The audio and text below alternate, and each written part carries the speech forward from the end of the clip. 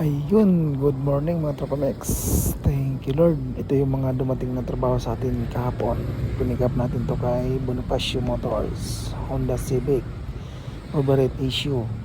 Reconditioning na rin po yan mga Tropamex. At ito naman 4JG1, 4HG1 po pala, sorry. Pinigap naman natin yan sa katropa natin si Boss Jerry at Boss Dodong. Reconditioning din po yan mga Tropamex. Chichikin natin kung ano yung mga papalitan dyan. At ito naman bago nating katropa from Batangas, Ford Play Flores, shout out sa iyo boss. Ford Raptor, chichikin din po natin yan kung ano yung mga papalitan natin dyan. Pinaship sa atin yan through Lalamove. Ayun, ito po yung kanyang cylinder head.